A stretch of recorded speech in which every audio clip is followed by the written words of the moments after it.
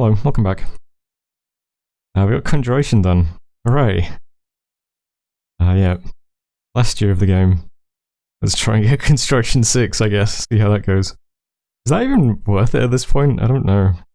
You just go up Blood Magic and try and cast, Illwinter, I suppose. It'd be funny at least. We claim the throne, that's good. This gives our Dominion order, as a reminder, which is quite nice.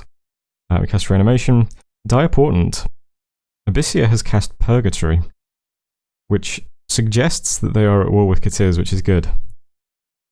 Or maybe Agartha as well. Agartha has a lot of released ones. Either way, yeah, Purgatory. Doesn't bother us too much. We do have a lot of skeletons, but we don't need them if we want to fight Abyssia. Caught some saves. We did lose a few units to limping. Only 2 of Boating Enthusiasts' crippled units died though. 3 did become crippled though. Yeah. And then a bunch of battles. So, which ones are worth watching? Let's watch Green Sea, because that's an actual army. That's cool at least. Get to see some underwater shenanigans. There's nothing here, it's just 72 marrow, fortunately. Put up... I do think it's quite funny that we have Grip of Winter up, which affects the water elementals. So we have frozen water elementals. You'd think they'd just turn into ice elementals, but I guess not. I guess it's a different thing. So that goes absolutely fine. It's just some marrow. Other one I wanted to watch was, I think it was the Wield. This was putting the... It was not the Wield. Which one was this? Oh, this is the Fort. Yeah, so Wield's under siege. I'll just look at the map actually, it's really simpler.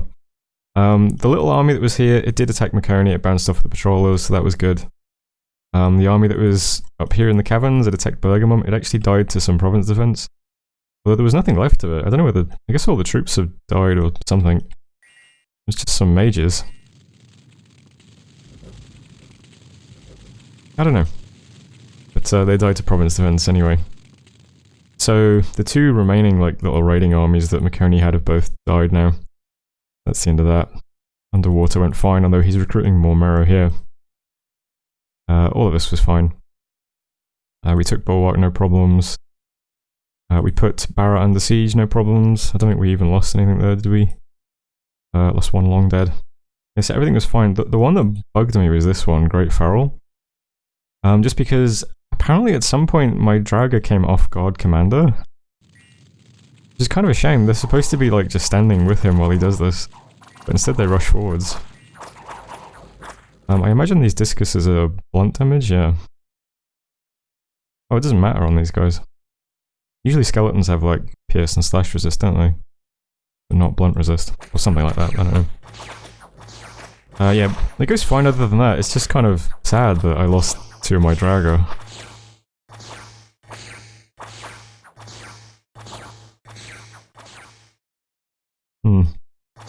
Oh well. They are now correctly on Guard Commander as they were supposed to be. Not sure how they accidentally got reset. I must have done something by accident. Oh well. But that's under siege now as well. The reason that there were so many carrion beasts here is because it has a site, a carrion thicket. So lots of sites here as well. There's so many sites in Maconi's terrain. Another Bloodslow site as well. Yeah, I think these are all worth taking. And this has, what's this, a wild forest, ancient temple, strange opening. That's a bit sad, but we have misfortune skills anyway. Yeah. That's it for all the battles. Events then. Night Marsh, we got +10 defense, that's fine. And in Green Sea, a few magic gems have been found in the black algae covering the floors of a torture chamber. Nice. What have you been doing over here, Maconi? Worldwide event then. There was a solar eclipse. We did know about this, but I didn't really bother me too much. So we're currently under the effects of darkness, which means, like, Barrow right now is heat 2, and there's an eclipse, so the Nifl Giants have looked better. This guy's got 11 protection, 9 defense from the heat and the darkness. Ugh. So these guys aren't exactly on top form, shall we say. Heat 2 and darkness. We've seen another event. A cluster of 13 stars can be seen shining extra bright for a week. This is an omen of bad luck and death. Great. Great Ferals are unharmed. Barra's open, Weald is open, Guild Floor of Fictions did some patrolling. Alright. Yeah, so this turn, Weald's gonna get stormed. I think that should go fine. It's probably empty. Got some nice troops here, a couple of imps. That's all fine. I did quite enjoy, like, if I just quickly watch the battle in Barra when we put it under siege. I do like just how many imps we generate now with these armies. It is very funny to me. This is like, what, 4 turns of combat? Maybe 5 now? Imps are so cool. Yeah. So that's pretty cool. I'm just gonna keep forging lifeline protection because I don't know what else to do with the blood slaves. I might save them up though if we can get off Illwinter. Illwinter might be funny at least, I don't know. Probably a bit late in the game. Yeah. But we're going to storm the Weald, that should go fine. Great Farrell is just going to sit under siege for a little bit. I'm going to take Greenwoods with the crippled masters, see how many of those survive. We're down to 5 giants and 2 wolves. You can do it, guys. Just need to wait till Dominion pushes into this area and you'll be okay. But the only job they have is to take Greenwoods, and then I guess they can sit there, maybe even build a temple. Oh, another thing that the Eclipse did is it gutted our income this turn, unfortunately, because of the darkness. Yeah, mages from Maconi now who just defended against those little raiders. They're just going to move over to Barra. Prophet's going to move to Barra. Little army that took the Bulwark is going to move to Barra. Lots of guys will be sitting here, but the rest of those guys are going to storm as well. Same army. They are weak because of the heat and the darkness, but I think they'll be okay. Imps aren't bothered by heat and darkness, so they'll have lots of fun. But the scripting is still what we saw last turn. There's Light of the Northern Star, Howl, Relief, and Grip of Winter. I hope Grip of Winter is still effective under heat too. Probably not as effective. Minions pushing out here slightly, I suppose. So this all looks fine now. Hopefully this goes fine and then we can move straight onto Vath and bring some more stuff down. Cataclysm is still about a year away, so that doesn't say 11 months yet, so we've got a couple of turns to wrap this up before we need to hit thrones desperately. Underwater, these guys are going to split up. One guy's going to head to Green Sea to defend it. I don't want to lose the temple here from the stupid mirror. And the other guys are just going to slam into blue water, hopefully take that. Lots of these guys are very close to death now. Poor Remviti with 5 hit points. Some of them are even lower, there's a 4-1. How are you guys doing? The giants are okay, most of these guys don't have disease. Their armor's a bit rusty now. But they'll be okay, they've got cold protection. So those guys will attack blue water, those will defend small sea. Province defense in Green Sea is up to 13, and we're putting a temple down here. Hopefully this doesn't crisscross, and we end up moving past each other. I don't want to lose a temple I'm spending this turn building. That should all go fine. And that'll be the end of the lake shenanigans, thankfully. I've got the skeletons patrolling west, we'll get the unrest down, and then these guys I guess can move over and take this lake. Because they're all undead, they can just walk under and take that in a couple of turns. And then once we've got that, they can head back to Renthal to defend that forever. So this whole kind of section of the map is pretty much done now. Up here, we got 4 white candles last turn from an event, and it's already back to 1 dark candle. That's really scary. A lot of the stuff in this province is really poorly as well. Everyone's diseased at this point. Lots of the units are diseased. So they're going to sit in a nice, what is this, 9 candles worth of Dominion in Fire Meadow Forest.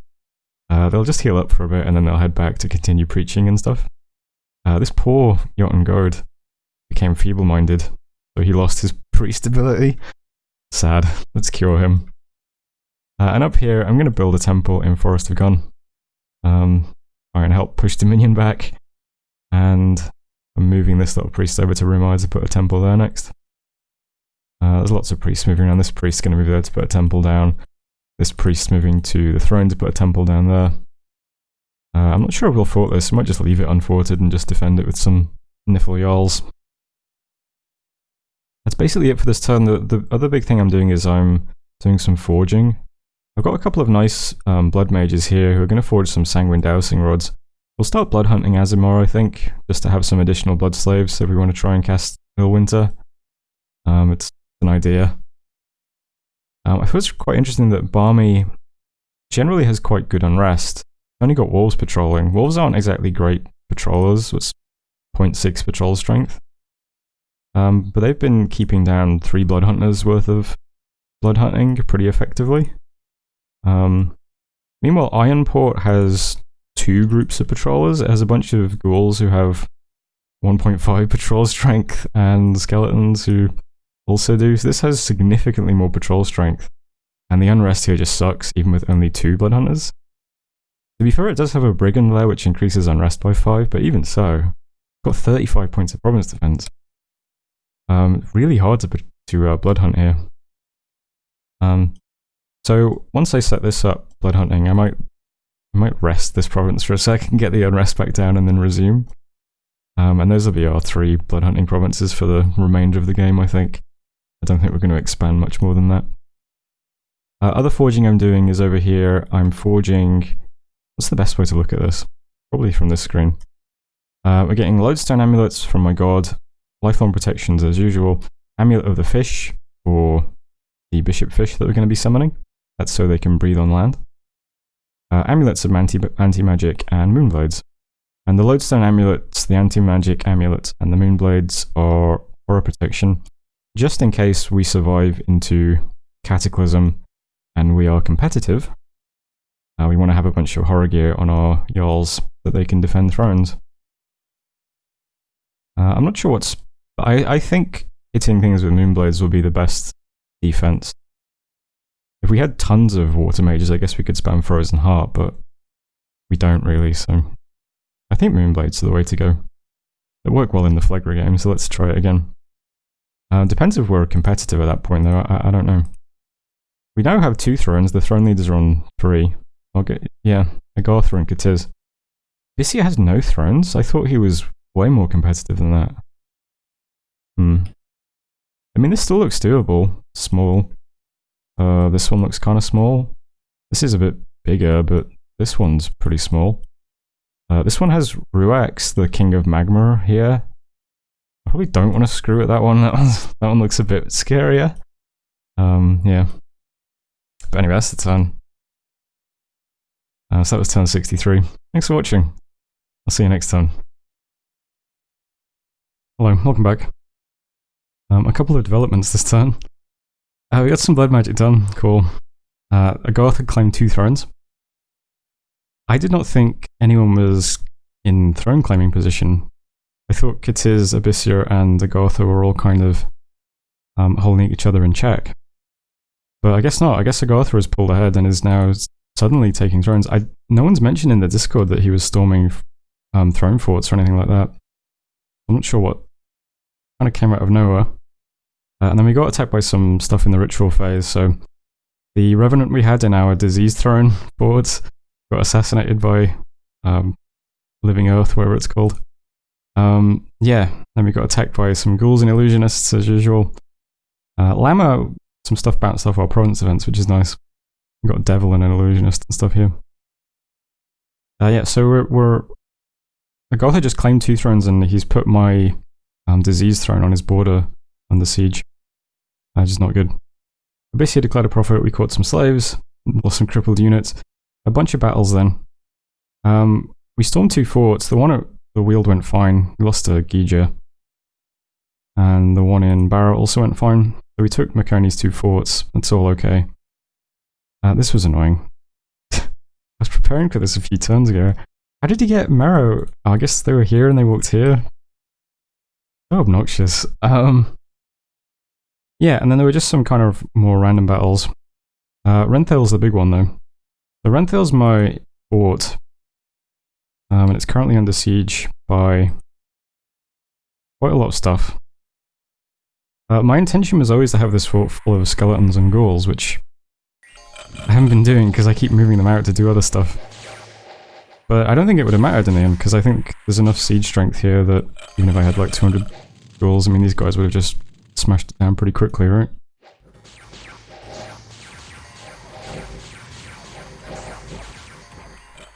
Lots of demons. He has more useful blood stuff than I do, including a big archdevil. This is a pretty scary army. The units aren't much, but there's just so much power in the commanders. We also got attacked in this connecting province here, Wesh, by Queen of Storms, I think it was. Yeah. So she's geared out. Tons of earth, tons of gems. So she just summons loads of air elementals as well. She's going to easily take out arbitrary numbers of province defense. So kind of rough. So this throne has been cracked open already. We lost the provinces around it. We're still having to deal with Makoni. Yeah, so I guess I misjudged. I've made a lot of really poor judgments in this game about the rest of the world. First of all, I thought, like I said, those 3 players were keeping each other in check. I didn't think anyone was going to pull ahead like this. And secondly, I didn't think I was at risk of getting attacked because of that. Because I've never really seen much force on the border that I have with Agartha. Like, his own thrones are quite weakly defended on our border. So I didn't think we'd expect an attack from him. And I didn't think anyone would really want to attack us because we have a huge amount of territory, but only 1 throne really. We just took a second one, but... So in terms of targets, I thought we'd be one of the least tempting. Except by, you know, Agartha. But I guess one of the things I've suffered from is just having, like, no scouting at all. I have no scout provinces anywhere in any of this territory. So maybe if I just had, like, a scout, like, here, I would have seen, you know, troops in Maverny or something. I would have been a bit more cautious, but... Yeah, this is, I'm paying for this now.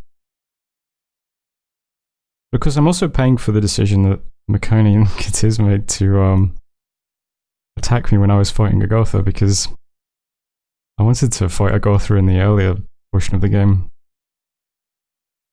So what do we do now? We have to assume that Agartha is about to win imminently. I don't know what he's doing in the rest of the world. But he has 5 thrones right now. He only needs 7 to win. He's going to take ours very soon. So if he's just opening up 1 more throne fort somewhere in the world, he's about to win. Unfortunately, I can't get to this throne with anything.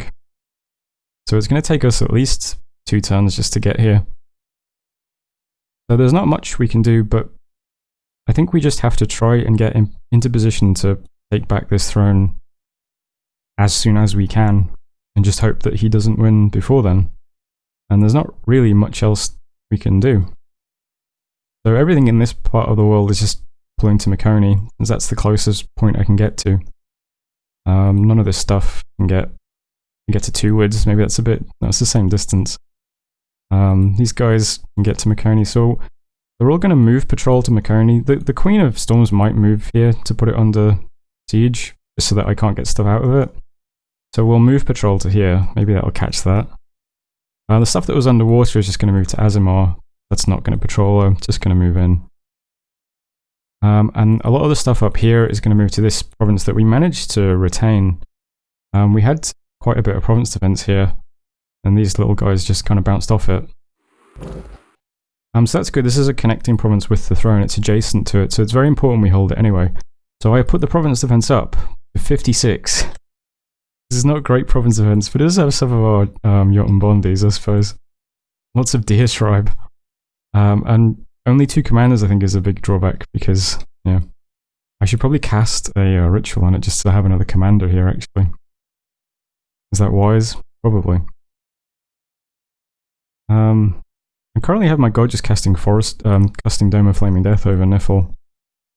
Maybe, honestly, it would be more useful to do Call of the Wilds. I'd have to free up some gems. Maybe I'll do Call of the Wilds here just to have another commander. But yeah, just moving stuff here to build up force. It's currently scripted to be a blood communion that spams kill demon, whatever it's called. Banish demon. And then this is like a arcane bolt Horde of Skeletons communion. This one's a banished demon communion. So if they meet up, that's a nice army together. But yeah. But that's really all I'm doing, is just trying to get to Renthale, and Agartha might be about to win. So that's a shame. Yeah. I thought we had time. I thought we were going to go into the ultra late game. I guess, yeah. I've made some mistakes this game. But it's okay. We'll do our best. And Agartha played very well when we fought him. So if he does win, I think he probably deserves it. I'm sure he's been doing good stuff in the rest of the world too. Even though I haven't really been able to see much going on in the rest of the world. So I'm going to end it there. I wish I had more to do that turn, but I really can't do much. Should I just check? Do I have any other interesting orders? I don't think so. It's literally just trying to move stuff adjacent to Renthal.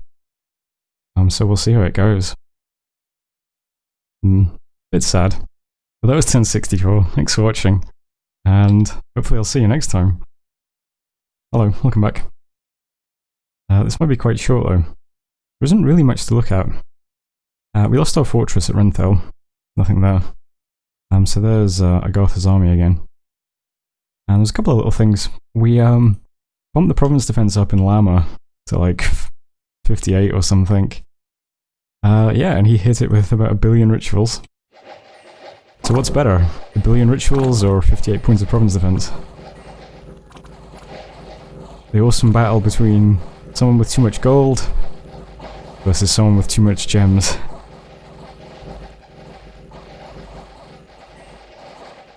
And gold prevailed. There we go. We held our vitally important province of Lama. It's nice. Not much else to see.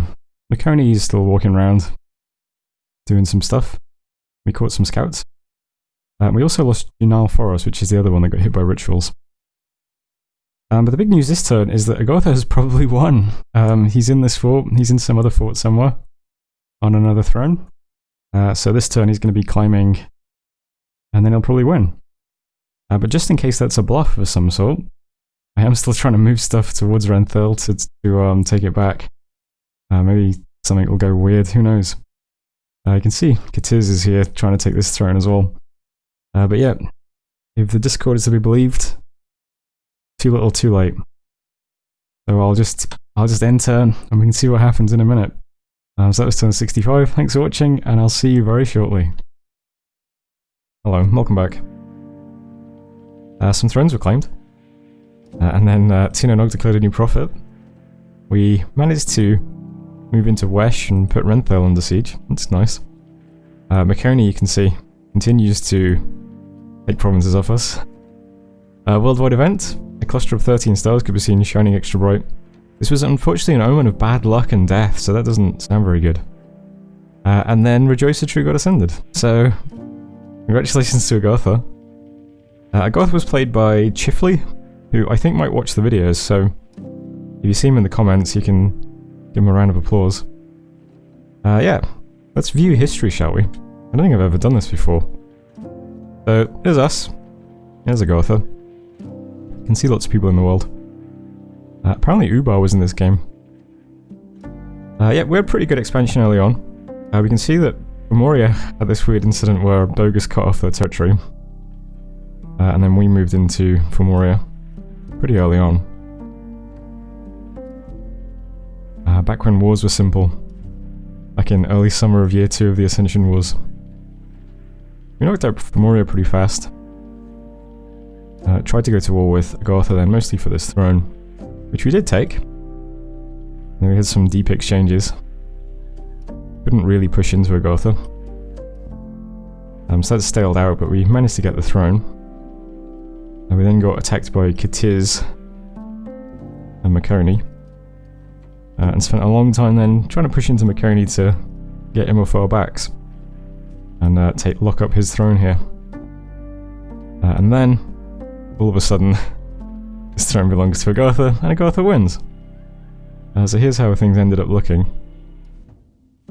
Looks like he had quite deep thrones as well in Abyssia's territory. You can see Makoni was almost out. Katiz was quite large. Didn't quite have much throne reach though. Here's Ubar. Apparently Ubar was pushed down to like 1 province at some point. But managed to fight their way back into the game. That's pretty cool. Tina Nog there. Wow, Tina Nog got really squashed. Yeah, so that's the history of the world. And that's the game. So that was a pretty fun game. I think I did really well in the very early game. I had pretty good expansion. We had a nice quick early war. But I think I did a couple of things wrong. I think first of all I overextended a bit in terms of my economy. I put down all these forts that I couldn't actually use, so it was just wasted kind of gold. I should have just had like 3 forts that I could actually recruit out of. Maybe I would have got more research done then. And then in the mid-game, maybe the war with Agartha was a mistake. I think maybe what I need to do is just learn to sit still though. I think maybe after I'd wiped out Femoria, I should have just turtled up a bit. Made sure I could defend my thrones, catch up a bit on research, instead of like constantly looking for targets. I think I feel like I'm going to fall behind if I don't keep expanding. And also, because I'm making the videos, I always feel like if I'm not at war with someone, it's going to be boring. So I always look for another target quick, but maybe that's a mistake. I think as well, like when I plan to do things like say, I'm going to put some death mages here and they're just going to summon skeletons forever to make sure the fort is defensible. When I say things like that, I need to like make sure I can actually do it instead of getting sucked into wars and then just sending all the units out into places. Because the same thing happened early on when I said I was going to keep little squads in these forts down here to make sure that there was always something on Katiz's border. And all these units moved over to the west to fight Agartha, and then a couple of times later I got attacked by Katiz, so yeah, I think just maybe I overextend a bit too much. I need to focus on making sure I can defend the territory I actually take, and then using the turns that I'm using reinforcing my forts to actually do research, probably. I think if that's like the lesson I take from this game, that's probably a good one. It was really fun fighting Agartha though. Agartha did a lot of remote ritual attacks on intervening provinces. And I realized just how like demoralizing that is. It's really, really powerful to just keep hitting all the provinces between people's forts while you're invading them. Because it just ruins movement. Which is one of those things that you know, but you tend to use it more tactically, whereas Agartha just dumped on every single province I had at every single turn. You must have used so many gems doing that. But it's a pretty good strategy if someone's relying on being able to move around big troops with a big map move. So that was pretty cool. And then we had this kind of forever war with Maconia where I was just trying to clean him up quickly so that I could get back to taking thrones. But I guess another mistake is assuming that we had lots of time left. I think having no scouts really hurt me in this game though. I just couldn't see what was going on in the world. And I had no idea that, like, Agartha was doing a big throne rush. And from the sounds of things on the Discord, no one really did. Maybe lots of people were in the same boat where no one really knew what was going on in the world. But that was the game anyway. I hope you had fun watching it. Shifley's posted the graphs in the Discord, so I'll go and look through those next.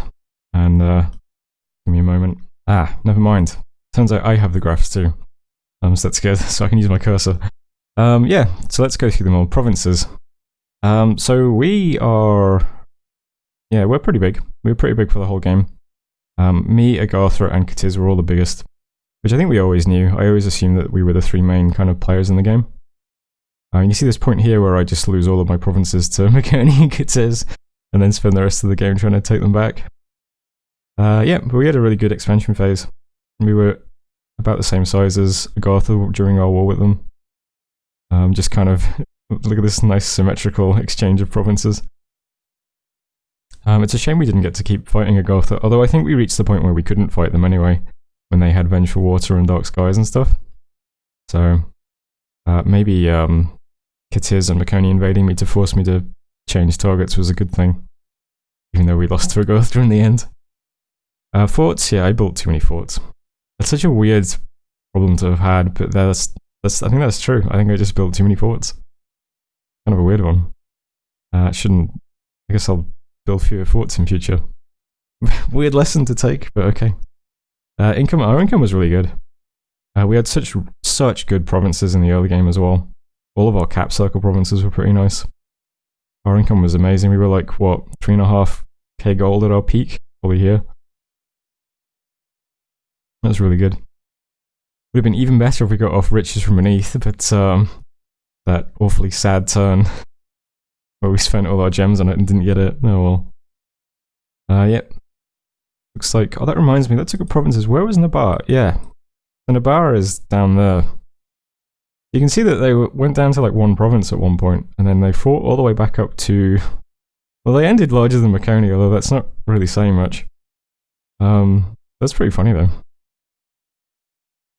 I like it when players stay in the game as well, because a lot of people would have just gone AI at this point. So it's cool when people keep playing anyway.